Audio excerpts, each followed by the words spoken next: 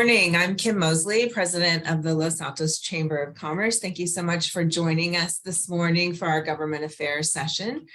We're very excited to have Nick Zorns join us this morning. Nick will introduce himself, but he's relatively new to our city staff here in Los Altos. And I've had coffee with him and some conversation about future plans for Los Altos, and I'm very excited to have him here as a part of our staff and community. So with that, Nick, I'll turn things over to you. Hi, everyone. So some familiar faces that I've seen and chatted with before on other presentations, but my name is Nick Zorns. I'm the Development Services Director. Also kind of just somewhat, cover, just as I know a lot of folks have met or used to correspond with John Biggs. So community development is the previous name of development services. So that's the portfolio that I oversee. So I do all of the city's planning, building, code enforcement, as well as business licensing for the city. So that's my portfolio that I oversee for all the staff here at City Hall. So just so everyone knows, my background is formally in planning. This is actually the fourth housing element that I've done in the last 3 years. So it's an evolving, I would say, document that's been changing every year. As each time I do one, the laws have somewhat been tweaked or changed or strengthened even. So it's kind of my specialty in my field of practice. Prior to this, I was the assistant director for the County of Riverside. And prior to that, worked for the city of Encinitas. And prior to that was worked for the city of Dana Point. So I've spread myself throughout the Southern California region, and then now up here in Northern California. Very excited to be here. I also have a strong background in environmental planning as well. And previously I've worked in the Midwest and Arizona. So I've kind of worked across a bunch of different areas of practice specific to my field, and very excited to be here on Los Altos. A lot of specific needs of this community, but something also is just, it's very indicative of a lot of things going on in the field of practice with planning and everything. That is, a lot of the similar situations are going on throughout California. So very excited to help kind of help steer and lead the conversation and kind of get some of the things inevitably done that the community wants to see. So very excited to be here. Thank you.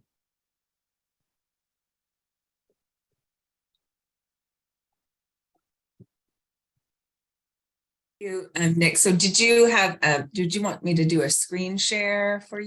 Yeah, if you want to just share your screen, then I can do this PowerPoint presentation to share with everyone.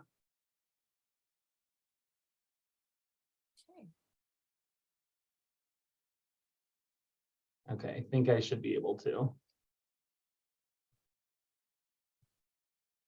Someone let me know that you can see that. Yep. Yes. All right. So I'm going to kind of quickly go through this just because, again, some of this has already been covered multiple times at city council meetings, planning commission, and also even in some of the community meetings that I've presented at previously over the last 8 months since I've joined the city of Los Altos. But so the city, is obviously right now updating our housing element. The housing element is a required document for every jurisdiction. So everyone is going through this process either right this second or has just recently kind of come out of doing it. So the regions throughout the state have different due dates. So Southern California, the reason why I've worked on some of these already is that their due date was before what we call ABAG, which is the Bay Area regional governments.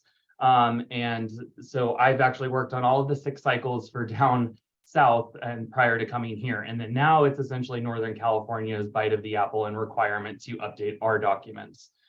So as I mentioned, the housing element is a required document. It's a part of our city's general plan.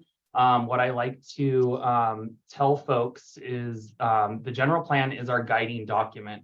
So it's ultimately our blueprint, and it's something that really needs to be fundamentally up to date and ready for us to be able to have as our guiding principles as city staff, as well as elected and appointed officials. Housing elements are updated every 8 years.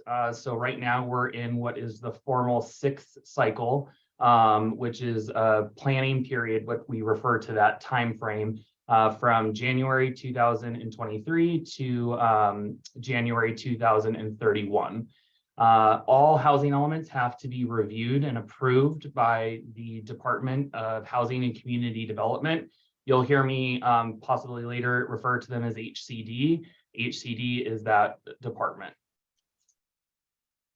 So kind of just the key points that I like to always reiterate this, even if it's people that are really well versed in what the housing element is that there's 7 kind of main parts of a housing element. That's your housing needs, your constraints, your existing programs, so what we're already doing, housing resources that are available, and then our site inventory and also the methodology for that inventory. So meaning where we're going to do rezoning and account for additional housing units.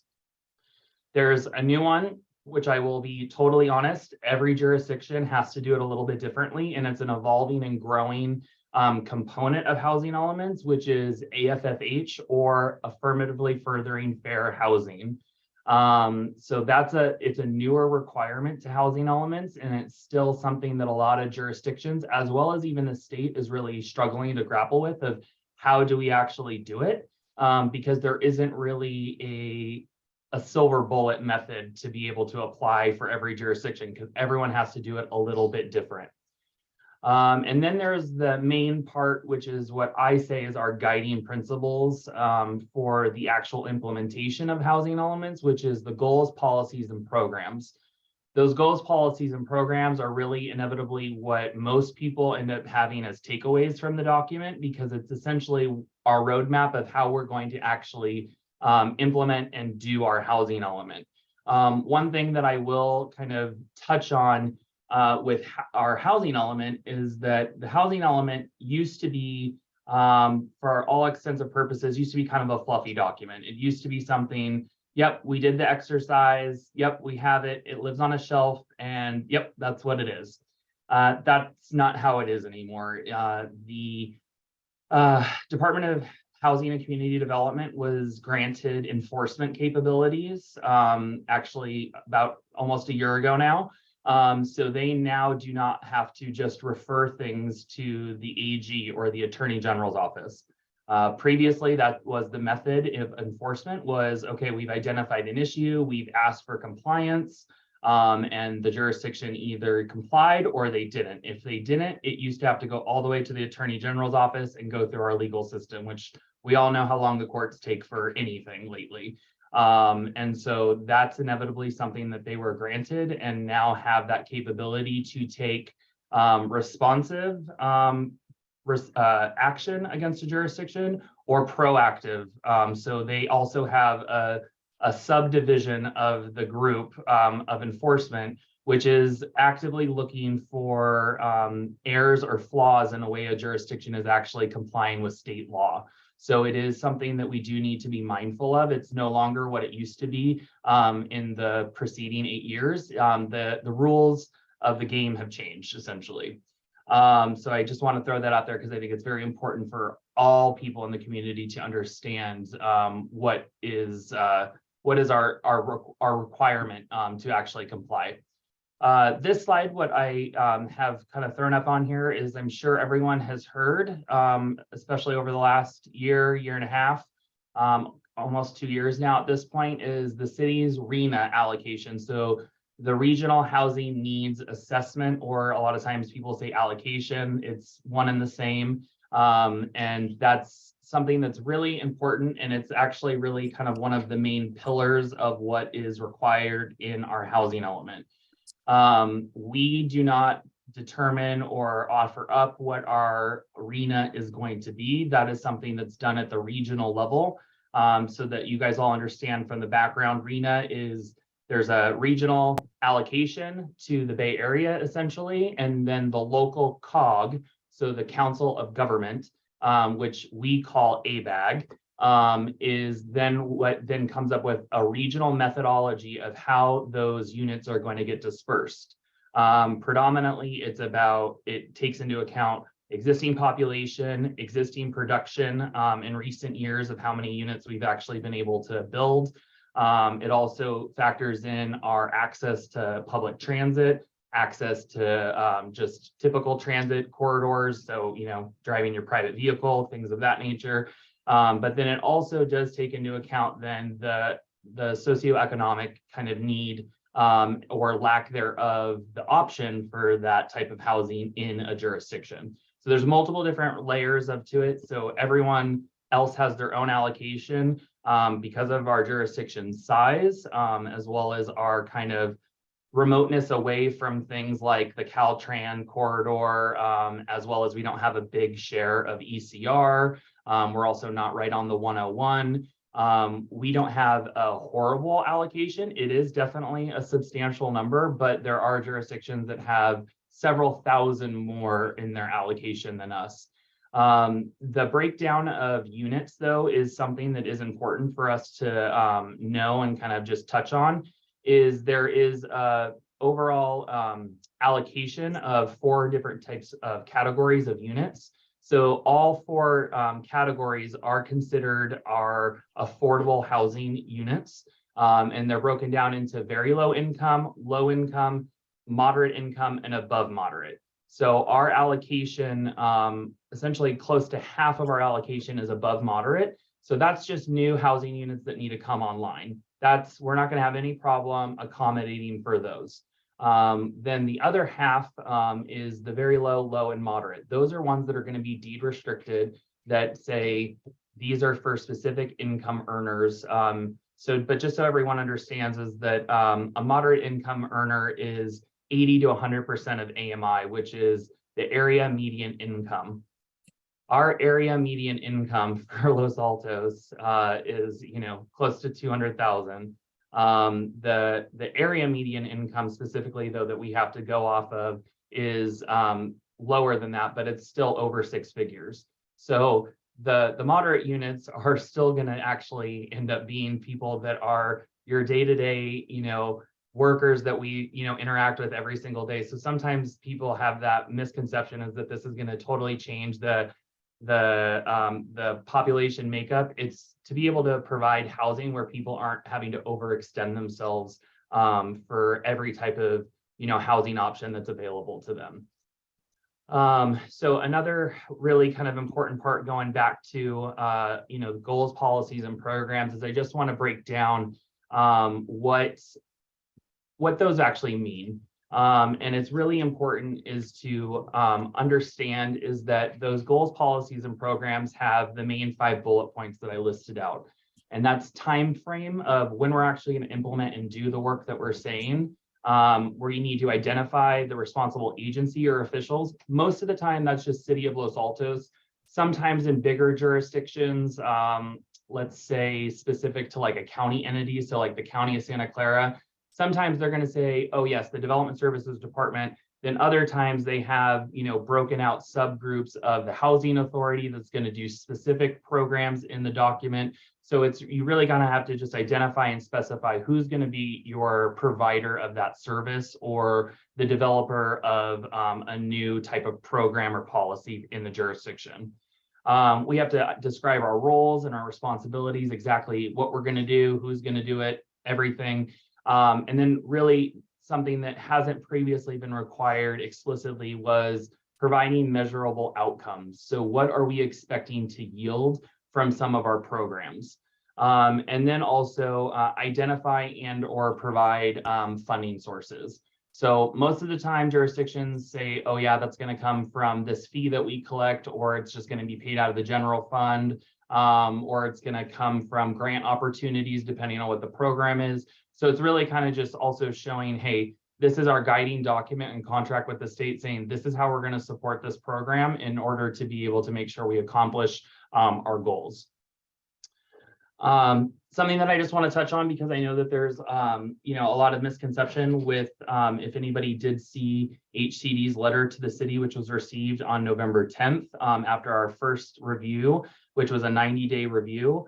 Was they always have blanket statements in their findings letter that they provide to cities after each review. And some of them are essentially FYIs, as well as just you need to make sure that you can continue to do outreach or public engagement. So interchangeably using those 2 terms. The outreach that was completed, it was pretty broad already prior to our first submittal, which was having our dedicated web page, which is pretty standard in today's technological world. We did multiple pop-up events throughout the city, several obviously small group meetings, kind of like this one right now. Double page ads in the town crier, which were required by law to do. The Housing Element newsletter, where there is nearly 300 individuals signed up to be able to receive additional information. If you're not, you can definitely sign up at losaltoshousing.org and still continue to get all of the information. We will even continue to use that mailing for folks once we go into the implementation phases of the Housing Element early next year. And then also information on flyers sent direct mail to specific, segments of the community, as well as we even did, our typical banners, in our throughout Los Altos, kind of informing people to be involved or to check out the website, so on and so forth. Additional outreach, that we're doing right now is on the 18th. I met with the Los Altos Affordable Housing Alliance and had a 2-hour small group meeting with them to talk about their concerns or needs for the housing element. Also, today I'm meeting with you folks here at the Chamber of Commerce. On the 16th next week, as mentioned, I'm going to meet with the Los Altos Community Coalition.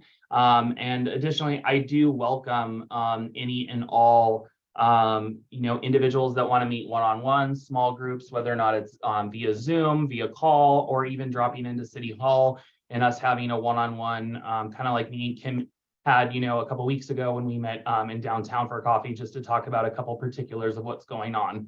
Additionally, I'm also going to meet with the small group subcommittee from the League of Women Voters, and then also actually just met with Dignity Moves, a Bay Area nonprofit. So definitely, obviously, continuing to do our due diligence with outreach and trying to talk to each segment of the community that wants to be involved or has input for us to be able to take into consideration when developing this program. Just to touch on kind of where we're at, what we've been doing so on is that the Housing Element first review, we sent that document in on August 12th. That's a 90-day formal submittal that then we pretty much is almost radio silence for a little while. On October 26th, though, we did have a meeting preliminarily with the staff from HCD. They gave us some verbal comments of things that we can expect in our letter. So we kind of knew some of the things that we're going to need to start doing with a 2-week lead time. I will at least just share, generally speaking, HCD does that at least 30 days in advance. So you can kind of sometimes provide them information that will help guide their letter so that you don't have as many comments.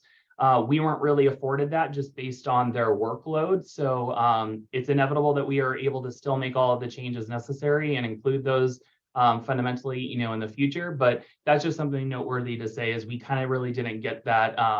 It's not a guarantee that you get it, but most jurisdictions do in years past. But just so everyone also understands, is the sub-region that just finished doing their official due date for their 6th cycle housing element is SCAG, so the Southern California Area of Government. So that local COG is actually the biggest of California and has well over 200 jurisdictions. So they account for nearly half of the state when it comes to who's being reviewed. So we're coming behind a lot of their reviews. So HCD staff is just over 100 for the entire state. That includes reviewers for the housing elements itself, as well as enforcement action unit. And so they are very busy. And so we do understand that that's just something we were not afforded with our first review. And then formally, we did receive, like I mentioned previously, on November 10th, the city did get our formal findings letter from HCD, which was talked about at our study session last week with the city council. Just to kind of give some people a little bit of a background of what I refer to as the HCD findings letter. It's our roadmap for each jurisdiction. The roadmap helps to inevitably outline the necessary revisions to the city's housing element. If we are able to do those, essentially nuggets of information saying, hey, you need to tweak this, you need to relate it to this, you need to provide additional outreach or you need to provide additional data points for this, that then will transform our document into being something that says, hey, you have a bunch of work to still do, into what we inevitably want to receive from HCD, which is a substantial compliance letter. Substantial compliance does not mean that we're done. It doesn't mean that everything's perfect. It just means that, hey, the meat and potato portion of your entire document is there. It's good. You're ready to start, enjoying your meal. But that doesn't mean that, hey, you don't need to still work on a couple of the side dishes, essentially. And so I say it that way because it kind of helps people relate it to understanding is that, hey, then there's still dessert down the road. We still got to work and enjoy that situation. And so this is a living document that we can't just shelf. It's going to be something that evolves over time where we might start doing a program even potentially and say, yep, it's actually not what we thought we were going to be able to accomplish at all, just based on the fact that we don't have that population of need in that specific area or whatever the nuance may or may not be. So we have to, what I always say, we have to pivot and we have to figure out, okay, well, this is what we said we're going to do. This is where we're at right now. And this is where we want to be. So how do we kind of just shimmy and shake and go around and figure out how to keep things moving forward? So inevitably, that's where we're going to be at next year. So the next steps is right now, we are already steadfast working on revisions to the draft housing element. That's necessary and required by law.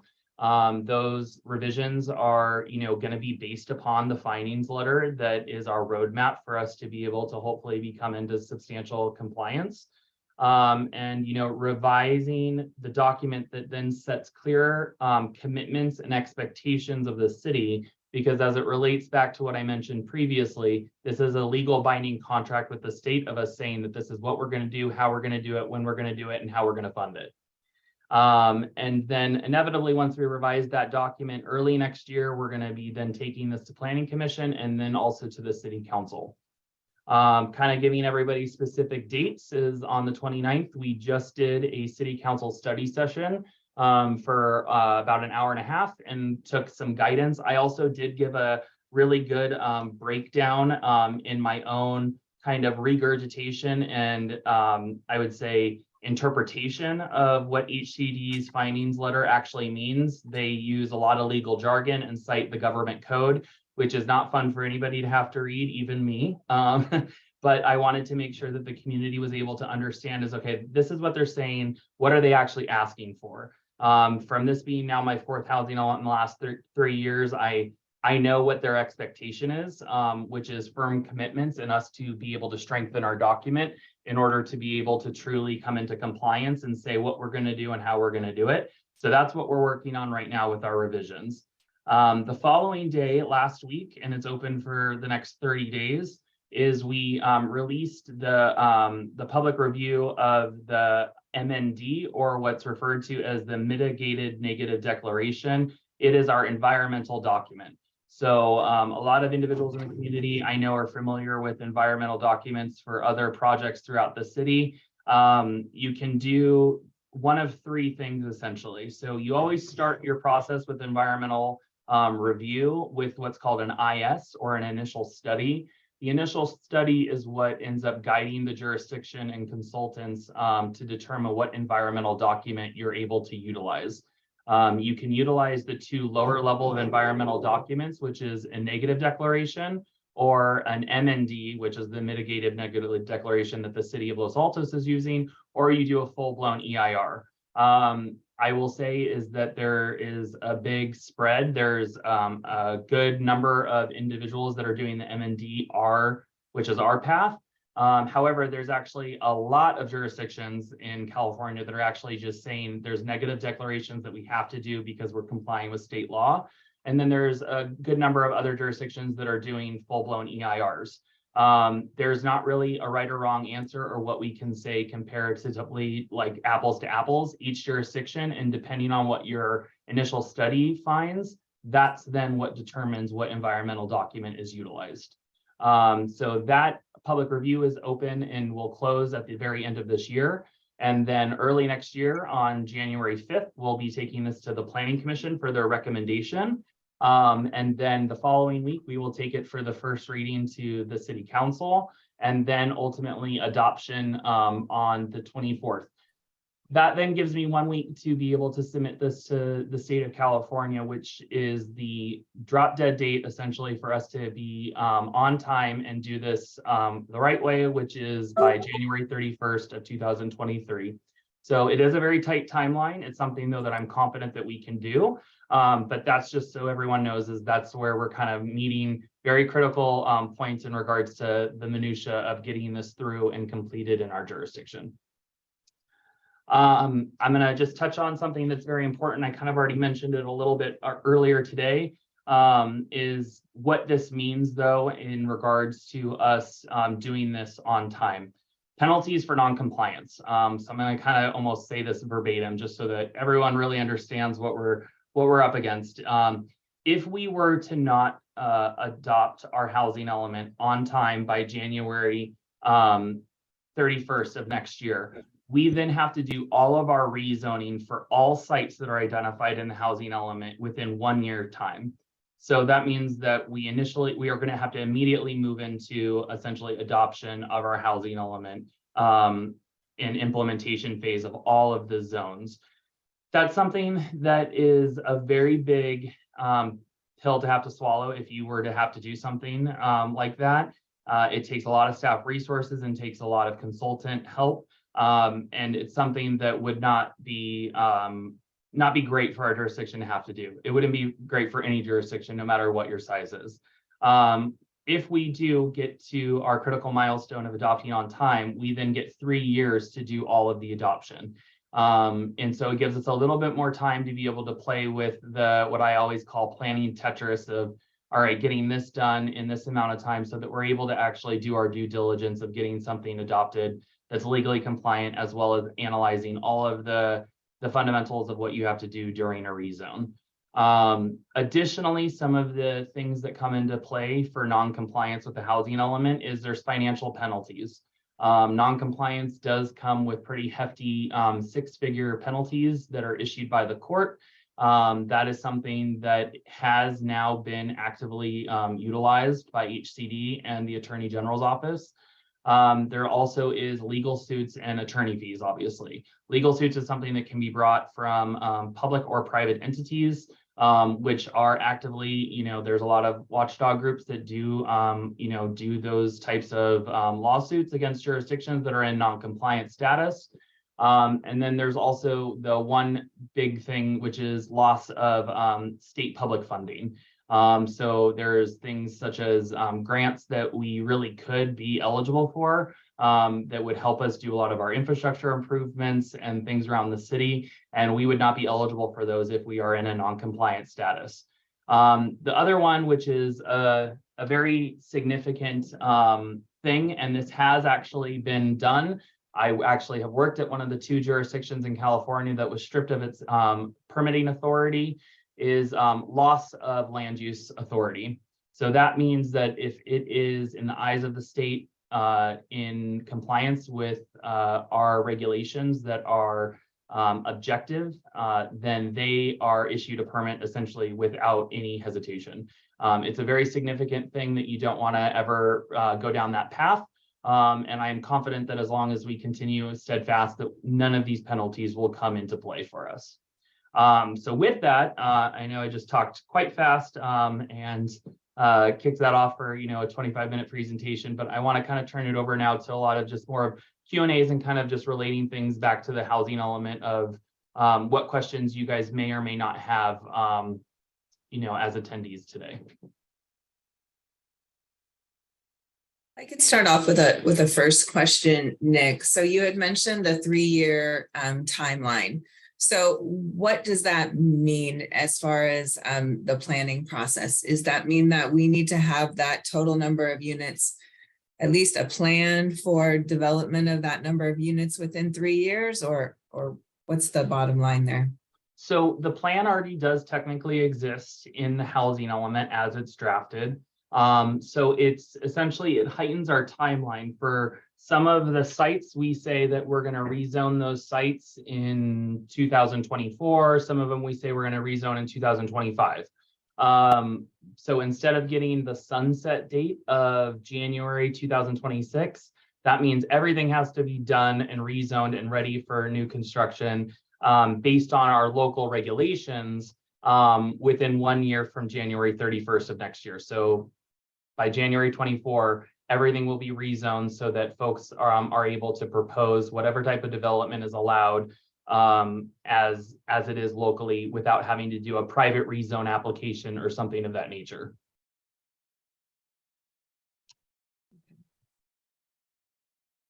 So with that being said, I know we have the fully affordable project that's on Distal. Is there another project that's in the pipeline that we are putting forward that's going to be fully affordable, or? So 100% affordable projects is not, there's a lot of jurisdictions that just don't have them. The Bay Area is kind of, I would say, a little bit different just because of the way that the need is so drastic here. It's kind of like being in LA proper. Those two regions have a significant amount of need for the homeless population and also people facing potential homelessness or also just needing affordable housing in general. So we have kind of some of the financial mechanisms that are available at the regional level that some areas of the state just don't have because their region hasn't really figured out how to create or collaborate together on some of the funding. 330 Distal, which is the 100% affordable project that you're referencing, actually was a very collaborative process with respects to funding, predominantly funded by the county. But we did chip in regards to being able to waive our development impact fees, which was approximately like $5 million of us waiving those fees. They also did receive a land donation from Mid-Peninsula Open Space Authority. So it's a very collaborative process to get something that's truly 100% affordable. However, it is possible. I will say we have two of our parking plazas in downtown that are identified as potential redevelopment sites.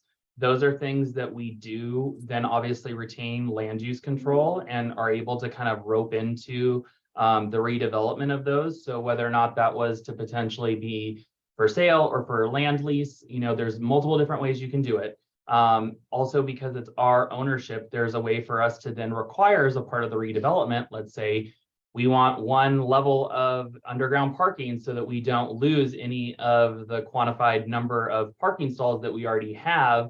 So we're not creating, you know, an impact to our downtown. That's something that we can bake into the way that we design and implement that program. And then that is a way that we ultimately could potentially get another 100% affordable project off the ground. Great. Looks like Marie has a question. Marie Young. Hi, Nick. Thank you again for being so clear about a complicated subject. Can you say more about what the difficulties are, some of the difficulties are with the affirmatively something fair housing and specifically what some of your ideas for how we could address that issue in Los Altos? Yeah, so one of the things with affirmatively furthering fair housing is a lot of times having staff that can actually make the ongoing connection with potential or existing residents of affordable units, as well as the homeless population or people facing homelessness potentially. We do not have an on-staff person. That's something, though, that was included in our housing element, is to bring that person on to be able to really truly manage and actually meet with individuals to be able to start obtaining a lot of that data of exactly what individuals need to be able to affirmatively further fair housing or also just affordable housing, really meeting with them to be able to really understand what their needs truly are. We don't have that. Another thing that really is needed in our community is really kind of being able to have that data and being able to utilize it and leverage it in other parts of how we're making our land use decisions. And so that's a big part that's going to inevitably need to take place, is that data collection and also kind of analysis. affordably furthering fair housing, a lot of the comments that we received in our housing element was you need to provide some more data points on certain things. You need to essentially just draw the nexus of some of the things that were already in the document, but is not really user friendly in regards to the end user of the public knowing how to navigate through that document. So really kind of being able to draw the points of connection of this is actually where the information lives, so on and so forth. And then also inevitably what a lot of jurisdictions are having to do in the sixth cycle is they're having to establish programs that create what the fundamentals of affirmatively furthering fair housing. So making sure that we're, requiring, affordable housing units to be built on site, as a part of an overall development, and not saying, oh, well, we'll just build them off site, in a different part of the city, and kind of still creating, somewhat of a segregation between affordable and market rate units. And so that's another big component of that. And so, it's something that we're going to have to work through for a while, because it's not something that there's, again, a silver bullet for. And we have to kind of also really collaborate regionally and see what other individuals are doing, so that we're not reinventing the wheel for certain things. But what I always say is we refine and define what we can learn from and kind of go from there. Thank you. Another question?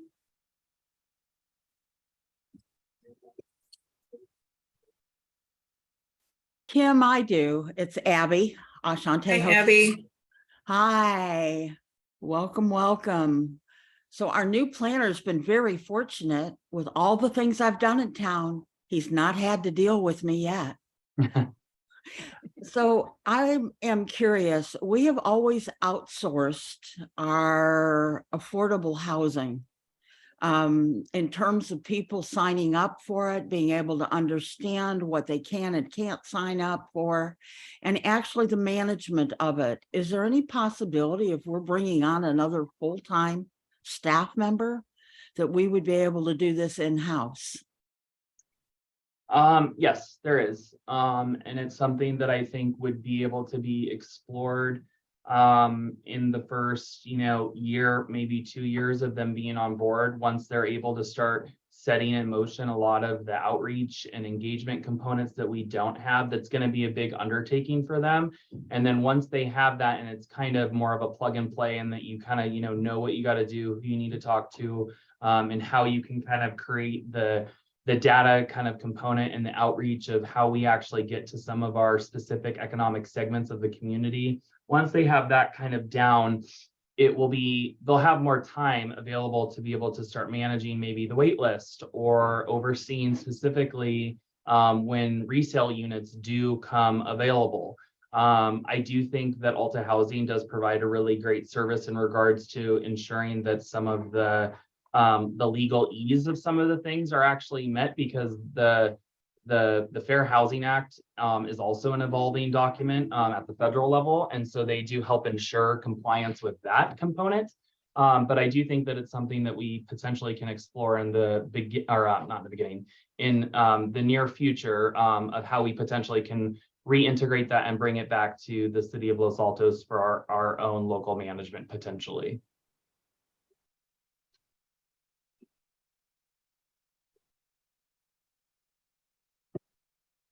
Well, I'll keep going, Kim, if there aren't more. Sure.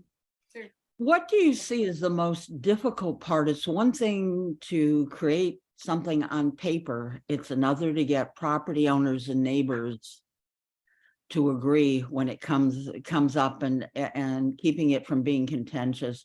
What do you see as our most difficult path in implementation of the new housing element? I think there's a fundamental of education, and really that's the information sharing component of what we're allowed to do, what we're allowed to require, what we're allowed to enforce. That's something that I think has been really sticky, not just in Los Altos in years past, but in a lot of jurisdictions throughout California. So I think that's something that inevitably needs to kind of help in regards to how we address it, and how we inform the public of what's going on in the process. but then also really kind of helping manage the expectations of the community, as we continue to, move through the development. I will say one of the fundamental things that does become somewhat taxing in the first 2 years of implementation of a housing element is that there's a lot of things. It's going to be a lot of public hearings. It's going to be a lot of changes. All right, well, we're going from this program to now we're going to this program. And we just went from development of a program to now we're going to do immediate implementation now that it's adopted, to now though we're also concurrently developing another program to then post-adoption work through implementation of that. So it's a lot of working parts. So it also even ends up coming into education, not just with the community, but with my own internal staff to make sure that everyone's on the same page. And that's really, important and vital so that we can make sure that we're consistently providing information to everyone in Los Altos.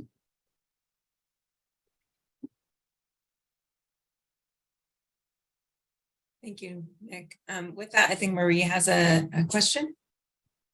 Yes, I wanted to follow up on Abby's first question, which to me kind of presumed that it's better to manage the BMR program, the below market rate program, in-house in the city staff rather than have it managed externally. So Nick, I'm interested in knowing what you see as the pros and cons of managing internally versus externally. I mean, obviously the pro of having anything on site or in-house is that you retain the ultimate control of the way that the program's developed, implemented, and also if changes need to happen, you can kind of usually make them happen a little bit quicker. A big con is, especially right now, I do not have the staff. I mean, if we were to say, hey, we want to do it today, I would say it's impossible. Unless we want to pull off some of the other things that we're doing here in the city, which I know is not a desire. So inevitably, it does come with needing to have at least an additional manager level individual to be able to manage that portfolio. It does, there is something to be said about outsourcing certain types of programs or expertise to third-party consultants or firms. And that's because you kind of also get the expertise in the wheelhouse of multiple different other people that have areas of specialty in their field of practice, yet you're not having them full-time on staff because you really only need them every once in a while for something. So having that kind of broad spectrum kind of knowledge and access is also a really big invaluable asset to smaller organizations. The bigger you are, it usually makes sense to have everybody in-house. So it's really going to be kind of working through it. I think one of the big things, though, that we have had, and I know there's individuals that disagree with me, this city does not fundamentally have very many affordable housing units, period. We also do not have really next to any affordable housing rental units. You really have a more constant management of affordable rentals than you do with for sale. Because for sale units for affordable, usually people don't want to move out of them because you don't get, fair market value. They're deed restricted, so they're not going to be, a big return on investment. And obviously, usually if you're an affordable, you usually don't price out of an affordable super quickly thereafter purchase. So you don't really see those return to market very quickly. So we just have not had a high production rate for the last 2 decades. And that's just a fact. So there's not really much for us to have managed, but in the coming years, we're going to have a lot more units come online.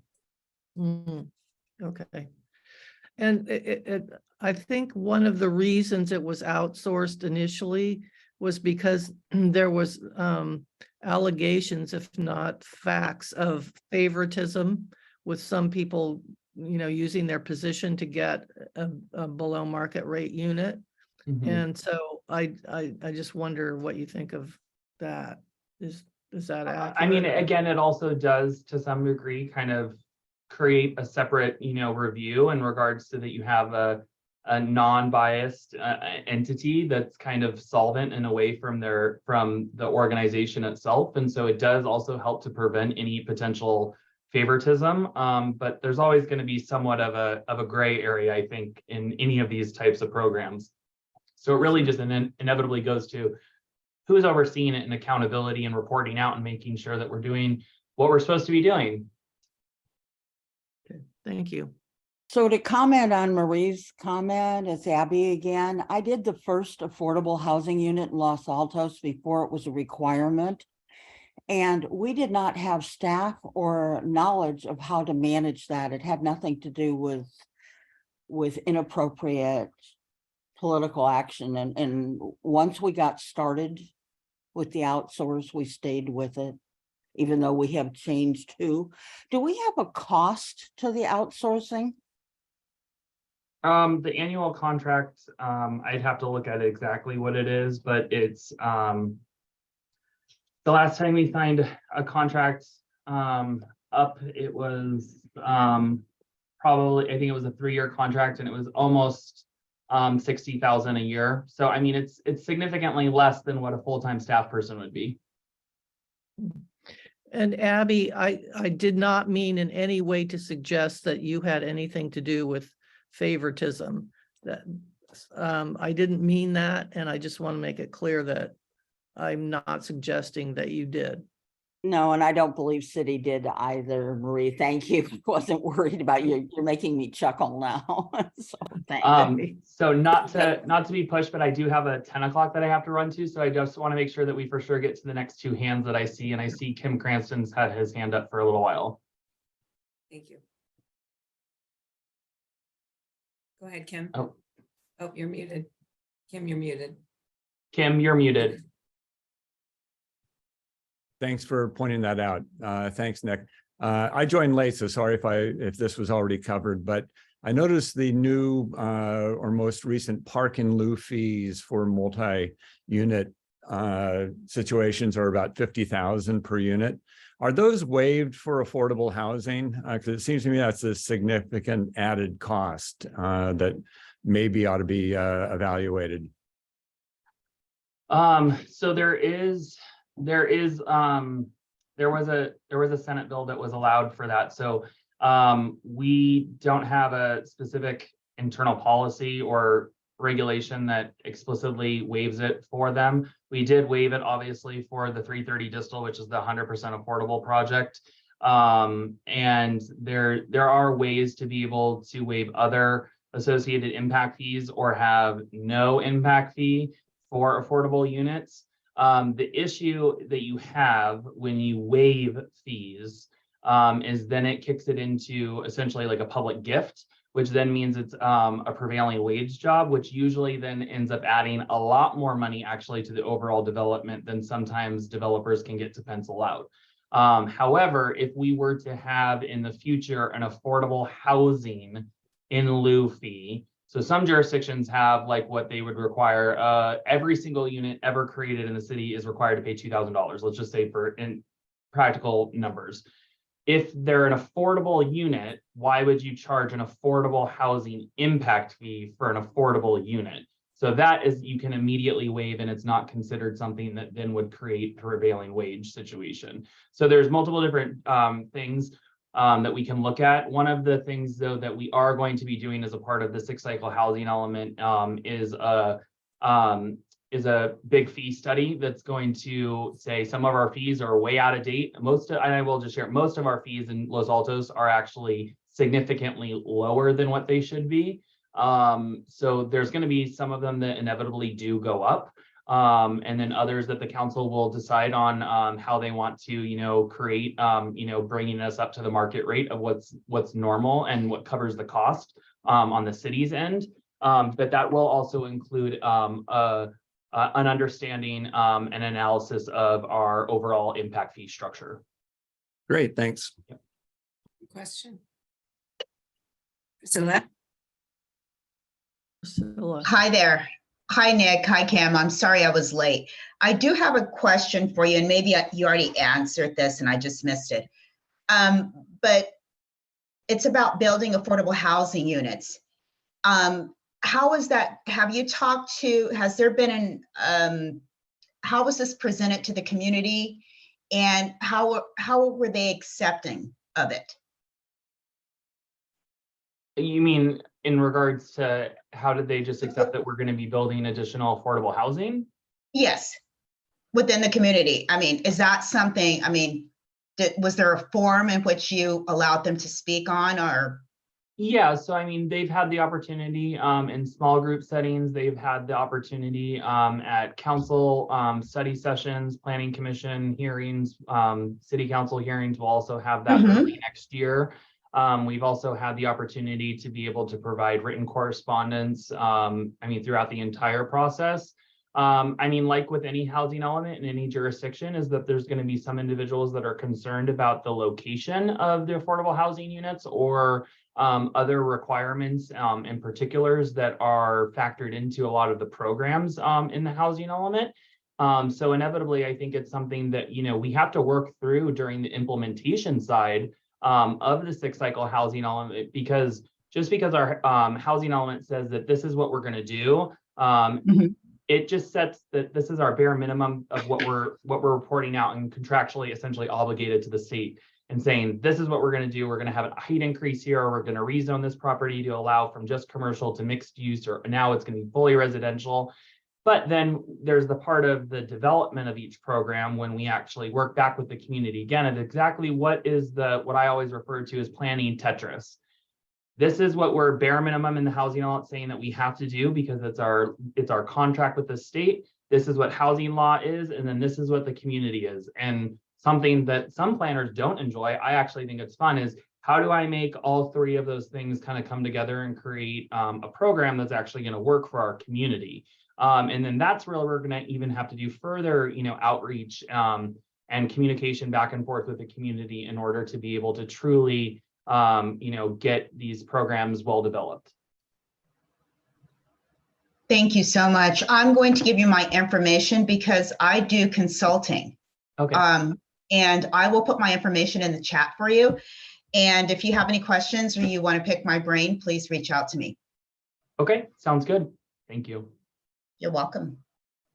In closing, Nick, I just have, I guess, one quick question for you is how can we support you as you come before City Council with the final housing element for approval in January? Yeah, so one of the big things is definitely you can send me directly an email to nzorns. My last name is just like it's spelled here on Zoom, ZORNES at losaltosca.gov or at Los Altos housing at losaltosca.gov. And there's also even the housing at losaltosca.gov. So there's multiple different avenues to be able to, and I do see all three of those mailboxes. So you can directly write something into me via email, and then that will be incorporated as a part of what we do present as why we are presenting what we're presenting for a recommendation and then ultimately adoption early next year. And, you know, those can come in as, you know, hey, this is what we think we should do for this type of program. This is, you know, who we should be reaching out to. These are some of the ways that we should be dedicating staff resources or funding options, and we can kind of go from there. Wonderful. Well, I appreciate all of the effort that you've put in, the expertise that you're sharing with our community, Nick. You know, we really do have a need, and especially as we look at, you know, our businesses, the ability to hire and retain staff here, it's obviously a crucial issue. And I think majority of our community is aware of the challenge and supportive of that. So I thank you. Thank you for your service to our community. Know that you have an ally here in the chamber, and all of us are here to support your efforts. So please do let us know how we can further help. Great. I really appreciate everyone. And I am sorry that I have to run, but if you do want, and I'll be available a little bit longer after that meeting, is next week when I meet with the Community Coalition, which was shared in the chat. You can also attend that, and I'll be able to do additional Q&A. So if you think of stuff over the next week, I'll be able to also kind of give you verbal response back and forth. Wonderful. Appreciate it. All right. Thank you, everyone. Thank you. I have one last quick thing. We have our holiday networking event today from 5 to 7 p.m. at the Courtyard Marriott. So if you're available and can work us into your schedule for some jingle and mingle, please join us at the Courtyard Marriott. That's all I have for today. Thank you.